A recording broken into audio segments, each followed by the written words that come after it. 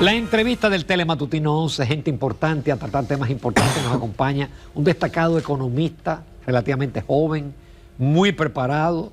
Me consta que es una persona que es solicitada por entidades financieras, por empresas, para él dictarle charlas sobre proyecciones económicas. Es socio director de Analítica, una empresa asesora, y es también director de la Facultad de Economía de la Pontificia Universidad Católica, madre y maestra. Por cierto, mi segunda alma mater. Buenos días, Raúl. Encantado de tenerte de nuevo en el programa. Muchas gracias, siempre es un gusto. Gracias por esa gentil introducción. Buenos días, bienvenido. Buen día. Sí, porque además Raúl nos une amistades con su papá, con su mamá. Con Alfredo.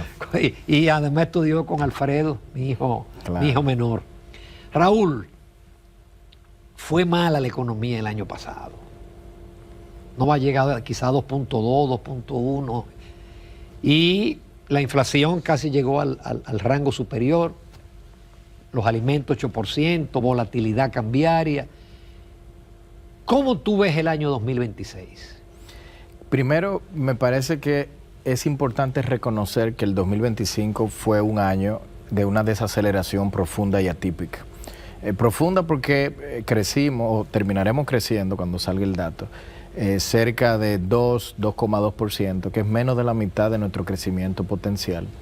Y atípica porque si uno analiza ese número y ve que en el 2023 también llegamos a crecer por debajo del 2,5%, entonces tendremos que en 2 de los últimos 3 años habremos crecido por debajo de la mitad de nuestro crecimiento potencial, algo que posiblemente no ha ocurrido en casi 3 décadas. Entonces la gran pregunta de cara al 26 es, ¿se va a profundizar esta desaceleración? ¿Veremos más volatilidad? ¿O será que este paciente que estuvo interno en el 2026, pues le habrán dado de alta? Y yo creo que sí, que nuestra economía se va a recuperar porque un sinnúmero de condiciones que llevaron a esta desaceleración no van a estar presentes en la misma medida en el 26. La primera, las tasas de interés a nivel internacional que presionan las tasas locales, iniciaron el 2025 en niveles por encima del 5%, hoy están cerca de 3,5% y con una perspectiva de continua o gradual reducción, lo cual es positivo para que nuestras tasas de interés también puedan reducirse. Un segundo elemento es que la inversión pública que estuvo en mínimos históricos como ha estado en los últimos años, pues ha habido de parte del ministro de Hacienda y de hecho en el Consejo de Gobierno recién celebrado, pues un foco de parte de las autoridades de incrementarla y de colocarla al centro de esta propuesta de recuperación económica. Entonces yo siento que 2026 es un año donde este paciente pues le darán de alta. No es que va a poder correr un maratón, pero sin duda nosotros vamos a estar viendo una mejora que seguramente se va a sentir más en la segunda mitad del año y hacia 2027. ¿Y cómo sabemos eso, Raúl? Porque yo no sé, ya terminó el 2025 y la explicación y el argumento de lo que los factores exógenos influyeron mucho en el comportamiento de la economía. Ahora depende mucho lo que pase en el 2026 de las decisiones que se tomen de parte del gobierno y qué cosas van a priorizar y la experiencia aprendida en el 2025. Ahora bien,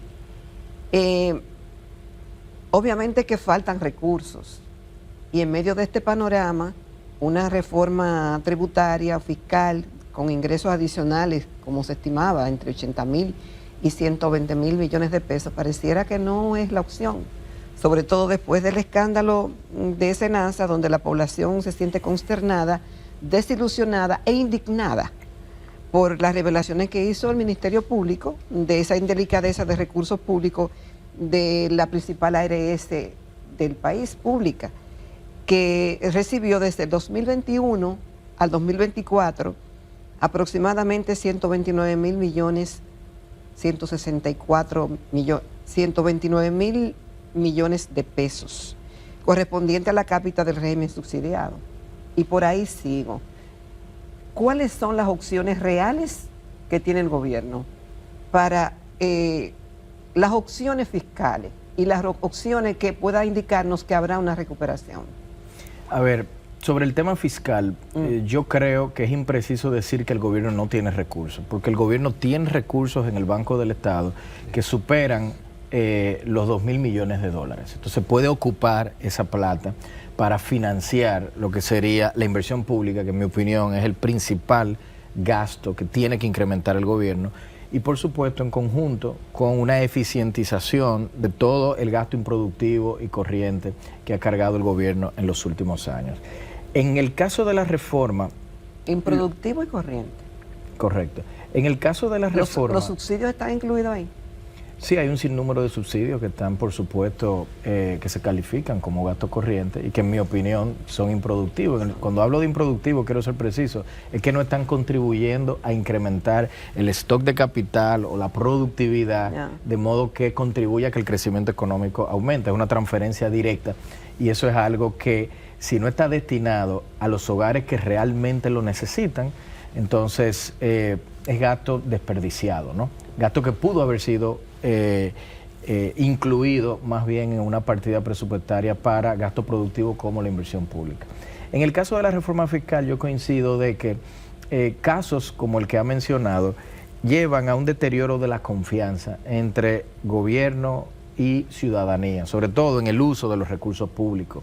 Esa pérdida de legitimidad hace muy difícil que entonces se puedan colocar sobre el tapete un rediseño de la estructura tributaria. Y uno solamente tiene que pensar que en los años post pandemia han habido cerca de 10 intentos de reforma fiscal en la región. Esto ha sido destacado por el propio ministro de Hacienda. Y creo que solamente 2 han sido exitosos, y parcialmente exitosos porque han tenido que ser incluso de una menor ambición y alcance del que inicialmente en esos países se habían proyectado. Entonces esto habla de la importancia de construir legitimidad. Yo pienso que el timing actualmente no es el adecuado para introducir un proyecto de reforma, pero creo que la reforma es muy importante. Hay quienes pueden decir, nunca el timing es bueno. Si la economía está desacelerada, ¿cómo vamos a introducir una reforma? Porque entonces vamos a postergar la recuperación. Y si la economía está creciendo bien, ¿por qué introducir una reforma para desacelerarla? Yo digo que el timing hay que construirlo. Y me parece a mí que el 2028 es una fecha clave y quizás tomando un poco de lo que en alguna medida fue exitoso el presidente Abinader con el caso de la crisis haitiana al convocar a la clase política y ponerse de acuerdo sobre una visión de cómo eso se tiene que afrontar, yo creo que algo similar se tendría que hacer con el caso de la reforma. Estás hablando ya del próximo gobierno. Claro, porque quien sea que llegue a la presidencia en el 28 va a tener que enfrentar el tema fiscal. Entonces, ¿por qué no, durante estos 2 años y tanto, hacer el diseño y que técnicamente, y pienso que el equipo que tiene Magín Díaz es el adecuado para ello, generar los consensos mínimos que se requerirían a nivel del empresariado, sociedad civil, presentar en la clase política lo que sería esta propuesta para que el día después de las elecciones, quien sea que tenga la cinta presidencial y habiendo durante 2 años y tanto realizado las inversiones que requiere el país, las obras que reduzcan la brecha infraestructural que son tan importantes, alejarnos de escándalos para que se pueda comenzar a construir esta confianza. Y ya de cara al 28, y tenemos el tiempo, porque esto no es una emergencia, pero sí es importante. Esto es como el colesterol alto, me gusta decir. No es un tema de que vamos a tener un infarto mañana, pero si no tratamos el tema fiscal, las arterias de la economía a largo plazo sin duda se pueden tapar. Raúl, según las autoridades, el año pasado fue un año récord para el sector externo. Ingresaron 46.000, todos los miles de millones. Sin embargo, en la mayoría de los documentos del Banco Central se insistía en que la incertidumbre mundial había pesado, las condiciones financieras, etc. Pero uno le da la impresión que este año la incertidumbre es peor que el año pasado, porque tenemos tempranito lo de Venezuela, tenemos lo de Cuba, tenemos Groenlandia, así, tenemos muchísimos elementos que parecería que conforman un escenario más grave que el del año pasado.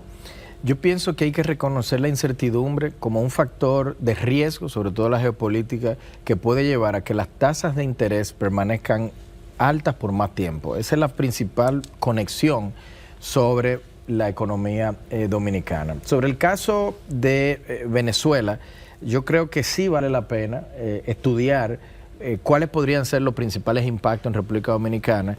Y a mí me luce que aquí hay una especie de tríada que vincula el factor migratorio. Hay que preguntarse en función de si la recuperación venezolana se va a hacer a corto o a mediano plazo, ¿qué va a pasar con los flujos migratorios? ¿Será que se van a retornar parte de los venezolanos que aquí tenemos? Esto yo creo que hay que estudiarlo con detenimiento, sobre todo por el rol que han tenido, me parece que es positivo en el neto en nuestro mercado laboral. Hay otro elemento y es el energético. Se dice que se van a liberar pues nueva producción de petróleo y demás, pero yo creo que la realidad es que a corto plazo es muy difícil que puedan ingresar niveles de producción al mercado mundial que reduzcan el precio. Pero hacia largo plazo, cuando hablo de largo plazo estoy pensando en un horizonte de la próxima década, es posible que sí, que el precio de largo plazo del petróleo esté por debajo y eso sea algo, insisto, a largo plazo que beneficia a países que somos importadores netos de petróleo. Y finalmente hay un elemento, yo le voy a llamar logístico. Si todas las acusaciones vinculadas a el régimen en Venezuela, en sus vínculos con el narcotráfico, son ciertas y parecería que de hecho son así, entonces hay que preguntarse, esos narcotraficantes que ahora tendrían que hacer salidas o cambiar su ruta, ¿hacia dónde se van a dirigir? Yo miro la región y veo Haití como un lugar donde podría servir de hogar, que está justo al lado nuestro. Si el tema, además de la geopolítica, se va hacia Cuba y en Cuba se genera una situación de mayor deterioro del que ya tiene, ¿cómo se verán los flujos migratorios desde cubanos también a República Dominicana? Entonces esos son elementos que yo creo que nuestras autoridades tienen que anticiparse y estudiar de qué manera impactan para introducir las medidas que puedan mitigarlo. Siempre he pensado que un consejo consultivo con expertos en geopolítica, expertos de la categoría de John Mearsheimer de la Universidad de Chicago, de Sarah Payne del US Naval Office, podrían en alguna frecuencia, con cierta sistemática, reunirse con el presidente, su equipo económico, canciller y hacer evaluaciones periódicas sobre la evolución de estos acontecimientos a nivel global. Vamos a una breve pausa, sí, y volvemos. Teníamos todavía muchos temas de interés con el economista y director de la Escuela de Economía de la Pucamaima, Raúl Ovalle. Continuamos en Telematutino 11. Esta mañana estamos conversando con el licenciado Raúl Ovalle. Él es socio director de la empresa analítica y director de la Facultad de Economía de la Pontificia Universidad Católica Madre y Maestra. Y estamos hablando de economía, algo que mueve simpatías, preocupaciones y demás. Y estamos comenzando el 2026 pues lleno de expectativas y de esperanza de qué va a pasar en el mundo y sobre todo en la República Dominicana. En cuanto a las posibilidades que hablábamos anteriormente, Raúl, de la posibilidad o no de una reforma fiscal y que el timing ya en cierta forma pasó, también podemos agarrarnos, si queremos, del informe que hizo el Fondo Monetario Internacional en noviembre, en su artículo 4, que hizo importantes recomendaciones y que serían, si se quiere, más fácil de transitar que pasar por el Congreso una reforma. Así no se expondrían ni los legisladores que aspiran a repetir, ni tampoco los aspirantes presidenciales del partido del gobierno. El tema del reto de la eliminación de eso, lo que tú llamabas ese gasto improductivo, de subsidio no focalizado, y la cuantificación de esos riesgos, quizás racionalizar esa política de subsidio que está sobredimensionada en la República Dominicana en comparación con otros países. Tenemos programas aquí que se salieron, como el Supérate, que se salió de la órbita con que originalmente fue creado. Y eso obviamente crea una distorsión por mencionar a un sector. Y esto nos pone y nos saca realmente de otros programas similares que existen en otros países como Panamá, Bolivia, Argentina y Brasil, que sí están focalizados. Esos subsidios focalizados, hay forma de, no focalizados, hay forma de enfrentarlos saludablemente y que eso le pueda dar un respiro al gobierno económico. Sí, pero hay que saber que en la medida en que se eficientizan, yo no estoy diciendo que esto va a llevar a que el gasto baje, porque todo lo que te ahorras en eficiencia de estos subsidios debería de ir entonces a la cuenta de inversión pública. Entonces el gasto se queda igual, pero hay un cambio en la composición hacia esta inversión pública que, insisto, va a contribuir a cerrar las brechas infraestructurales y brechas también de vivienda que el país tanto necesita que se cierren, de cara no solamente a una recuperación económica del 26, pero también pensando hacia mediano plazo, en que nosotros, hay que reconocer, no somos Suiza, tenemos un sinnúmero de brechas sociales, de infraestructura como por ejemplo carreteras clave, las interconexiones regionales e interprovinciales que son tan importantes para poder incluso potenciar industrias que están hoy relativamente durmientes, como el gran potencial agroexportador que tenemos. No hay forma de aprovecharlo si no tenemos las carreteras adecuadas, si no tenemos los puertos también. En fin, todo eso es parte del gasto de infraestructura, se van a requerir recursos. La eficientización del gasto improductivo es una forma de conseguir parte de esos recursos, pero no sería la única. Raúl, vámonos a la política monetaria, porque el año pasado presenciamos algo que no había ocurrido en la República Dominicana, que fue la volatilidad del tipo de cambio. Nosotros vivimos durante 20 años entre 3 y 4%, una depreciación, si se quiere, casi lineal. El Banco Central, en un informe del 18 de diciembre, atribuía esa volatilidad a que hay menos intervenciones en el mercado. Hubo intervenciones, porque casi se inyectaron 800 millones. Parecería que el problema fue más por liquidez, por las inyecciones de liquidez del 24 y del 25. Pero de cualquier manera, eso crea un ingrediente de falta de confianza. Y si se quiere, hasta de gente especulando con el arbitraje, en vez quizás de invertir. Es decir, ese elemento también no constituye algo que necesariamente tendrá que ser afrontado por el Banco Central. Sí, yo creo que aquí hay que separar el miedo del peligro. ¿Qué llevó a esta volatilidad? Cuando nuestro Banco Central asume el esquema de metas de inflación en el año 2012, las tasas internacionales estaban en cero. Estábamos saliendo de la crisis financiera global 2008-2009. Y durante el periodo 2012, aproximadamente 2016, esas tasas estuvieron, insisto, en cero. No había mucho incentivo para los dominicanos, sobre todo de alto valor patrimonial, que tenían excesos de ahorro, de tomar sus pesos, convertirlos a dólares y sacarlos del país buscando mayores retornos. ¿Qué pasó en el año 2025? Esas tasas internacionales estaban superando el 5%. Nunca nuestro Banco Central le había tocado enfrentar tasas de interés tan elevadas.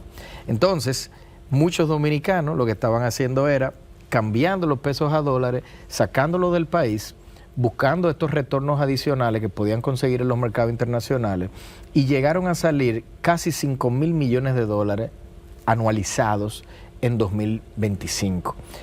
¿Por qué salían? Insisto, era por retorno, no era por ningún tema vinculado a pánico, a un problema estructural de la macroeconomía, porque sabemos que nuestras remesas están en máximos históricos, la inversión extranjera directa está en máximos históricos, los niveles de riesgo país están en mínimos históricos.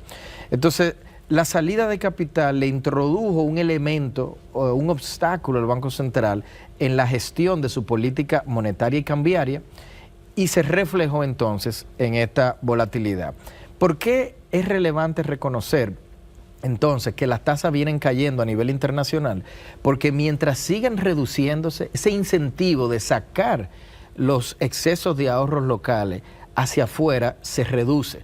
Y por lo tanto, esta volatilidad que hemos estado viendo, uno pensaría que también va a tender a reducirse.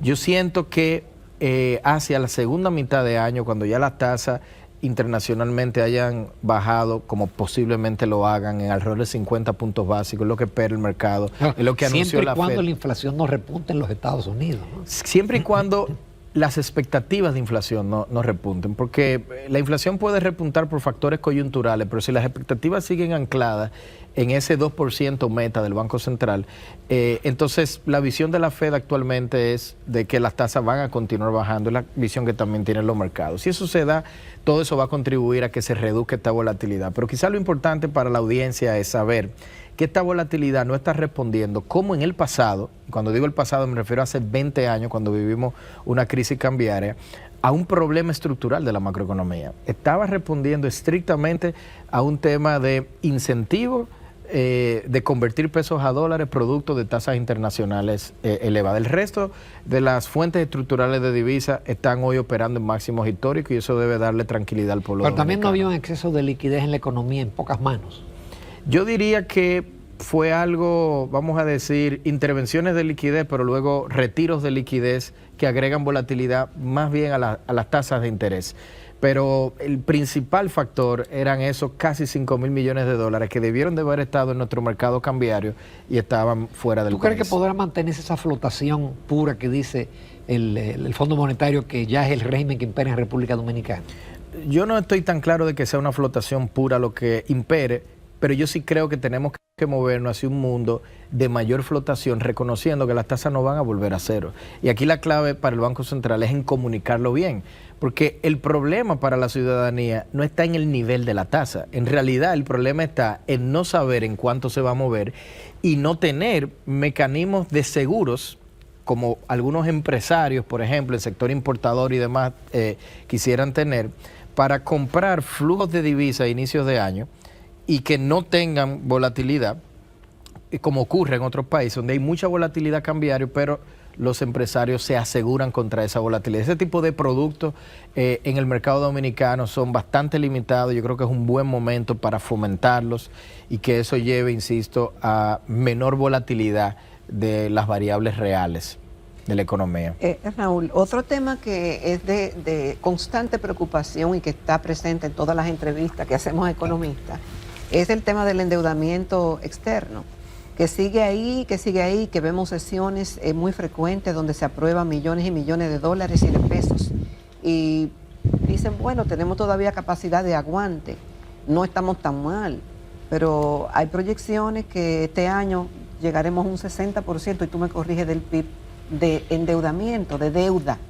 Y el tema es que dicen, hay otros países que tienen un 100 y un 100, qué sé yo cuánto por ciento de su PIB con relación a la deuda. Pero no son para financiar gasto corriente como en la República Dominicana, son para obras reproductivas, no así la deuda nuestra.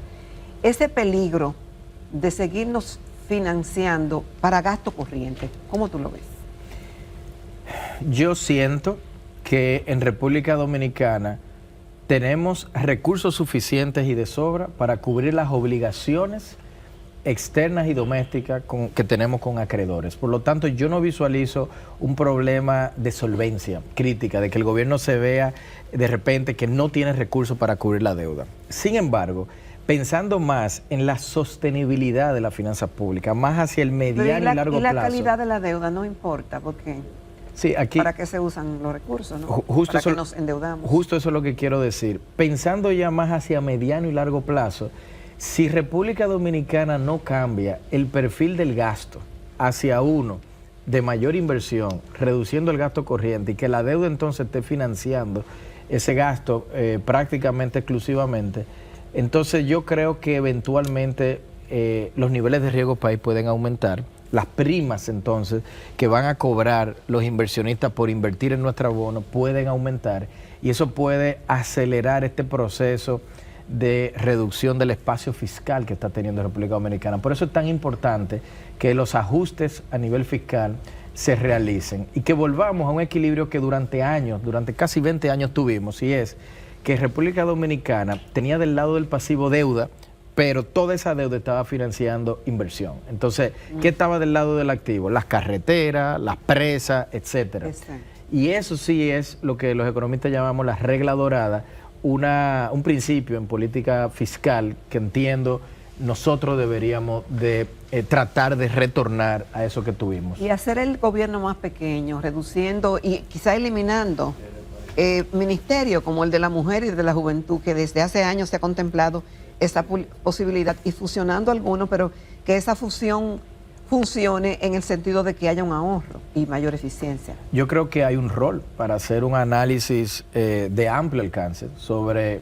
qué eficiencias se pueden lograr con este tipo de fusiones, pero en términos del tamaño del gasto total, yo insisto, todos esos ahorros eventualmente tienen que ir a inversión pública. Obviamente que para eso. Exactamente. Deberían, o por lo menos debería ser para eso. Porque es que el gasto total es bajo. El gasto total es bajo, exacto.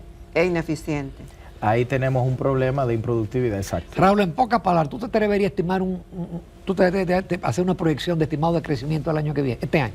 Sí, entre 3,5% y 4% puede crecer la economía, y de hecho un elemento que va a ser clave y que va a contribuir a que nos recuperemos en el 26 relativo al 25 va a ser el desempeño de la economía estadounidense.